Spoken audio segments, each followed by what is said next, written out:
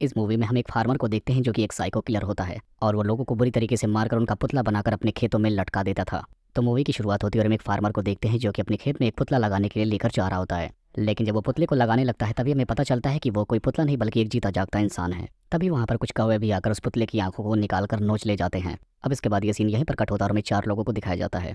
यहाँ पर ये 4 लोग वीकेंड एंजॉय करने के लिए आए होते हैं। अब इनको टॉयलेट जाना था जिसके लिए ये अपनी कार को एक जगह पर रोक देते हैं, जिसके बाद ऐश और डेवान दोनों फ्रेश होने के लिए चले जाते हैं। तभी उस कार में जो 2 लड़के मौजूद होते हैं उनके सामने उनकी कार पर एक इंसान का अंगूठा गिर जाता है कटा हुआ, जिसे देखकर वो बहुत चौंक जाते हैं। तभी यहाँ पर ऐश और डेवान भी आ जाती हैं और तब एलाई उनसे बात करता है और उन्हें वहीं पर रोक देता है और इधर फरफसी कार से अंगूठे को हटा देता है। जिसके बाद अब ये लोग बातें करते हैं कि पास में ही एक लेक है जहाँ पर ये सारे लोग एंजॉय कर सकते हैं। अब इसके फौरन बाद ये लोग उस जगह के लिए निकल पड़ते हैं और इन्हें यहाँ पर एक बोर्ड भी दिखाई देता है जिसमें लिखा था साफ साफ कि आगे जाना बिल्कुल सख्त मना है। लेकिन ये लोग इस बोर्ड पर ज़्यादा ध्यान नहीं देते। अब थोड़ा आगे जाने के बाद इनका सामना एक खेत से होता है और उस खेत में एक पुतला भी लटका हुआ था और उस पुतले के ऊपर एक कौवा भी बैठा हुआ था। और जब ऐश को भी एक ज़मीन पर कौवा दिखता है और वो कौवा इंसानी उंगली को खा रहा होता है।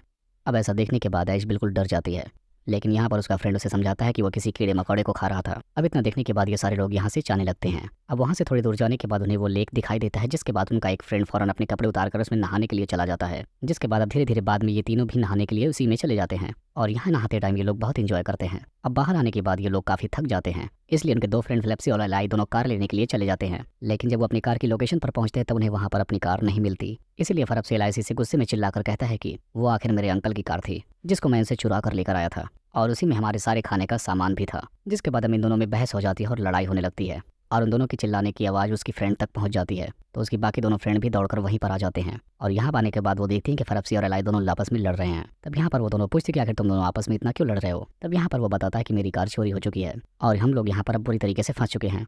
लेकिन तभी इन्हें खेत में अचानक से काम करता हुआ एक फार्मर दिखता है, तो ये लोग फौरन दौड़ते हुए उसके पास जाने लगते हैं। लेकिन वो फार्मर तब तक वहाँ से गायब हो जाता है। अब खेत के अंदर जाने के लिए उन्हें तार की एक बाउंड्री को क्रॉस करना था, जिसके बाद अब तीनों लोग एक एक करके क्रॉस तो हो जाते हैं। लेकिन जब फॉक्सी उस तार की बाउंड्री को क्रॉस करने लगता है तो उसका पैर उसी वायर में फंस जाता है, जिसकी वजह से उसका पैर काफी घायल हो जाता है। तो उसका फ्रेंड अपने कपड़े उतारकर उसके घाव पर बांध देता है और उसे खेत में लगे एक पुतले के नीचे बिठा देता है।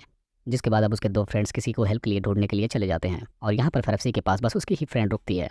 अब थोड़ी दूर जाने के बाद उन्हें एक घर दिखाई देता है। अभी यहाँ पर डिबोन एलाइस को सेड्यूस करने लगती है। यहाँ पर एलाइस उसे रोकता है लेकिन वो नहीं रुकती और इधर फरफसी को काफी ज्यादा दर्द हो रहा था, इसलिए अपने बैग से कांचे की पैकेट निकालता है। जिसके बाद वो दोनों उसे पीने लगते हैं और इधर हम देखते हैं कि डेमन और एलाई दोनों अभी भी एक दूसरे के साथ एंजॉय ही कर रहे थे। लेकिन तभी अचानक से वो फार्मर आता और एलाई को मारकर बेहोश कर देता है। लेकिन तभी यहाँ से डेमन डरकर भागने लगती है, लेकिन वो उसे भी घायल कर देता है। जिसके बाद वो उसे उठाकर अपने फार्म हाउस पर लेकर आता है और वहाँ पर पहले से ही कुछ लाशें मौजूद थी। जिसके बाद वो डेमन को एक चेयर से बांध देता है और जैसे ही उसे होश आता है तो वो चिल्लाने लगती है। जिसके बाद वो फार्मर उसका मुंह ही सिल देता है। जिसके बाद अब वो एलाई को भी वहाँ पर उठा के लेकर आता है और वहाँ पर वो उसे एक इंजेक्शन देता है, जिसे देखने के बाद डेमन मुंह में टाके लगे होने के बावजूद भी बहुत जोर जोर से चिल्लाने लगती है। तब वो फार्मर उसे भी वही इंजेक्शन लगा देता है और वहाँ पर उसे एक मास्क भी पहना देता है। यहाँ पर इसे एक आदमी पकड़ कर लेकर जाता है जो कि उसी फार्मर का बेटा होता है। जिसके बाद वो उसे बताता है कि ये जगह तुम्हारे लिए बिल्कुल सेफ नहीं है और तुमने यहाँ पर आकर बहुत बड़ी गलती की है। तब वो उससे कहता है कि तुम मेरे साथ चलो। जिसके बाद वो उसे उसी फार्म हाउस में लेकर जाता है और उसको वहाँ के हालात बताता है। लेकिन तभी वहाँ पर वो फार्मर आ जाता है और ऐसे देखकर ऐश बिल्कुल छुप जाती है और उसने वहाँ पर फरफसी को भी लाया होता है। जिसके बाद वह फरफसी का भी मुंह सिलने लगता है।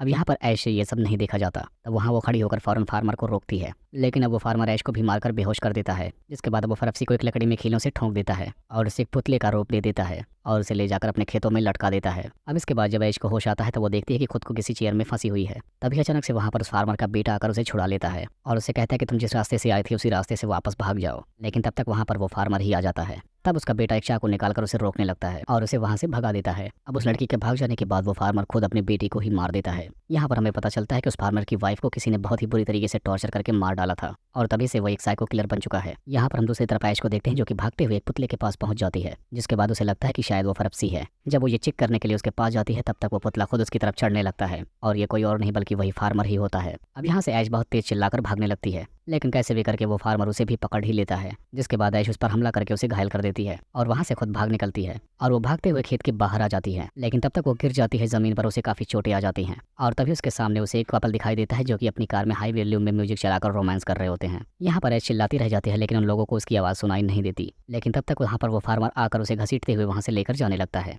और फिर से हम देखते हैं कि वो फार्मर अगले दिन एक और पुतला अपने खेतों में लगा रहा होता है। यहाँ पर हमें पता चलता है कि ये पुतला कोई और नहीं बल्कि ऐश ही थी जो कि हमें मूवी के स्टार्टिंग में दिखाई गई थी और यहाँ पर आने वाला कोई भी जिंदा वापस नहीं जाता। और इसी सीन को दिखाते हुए इस मूवी का यहीं पर एंड हो जाता है।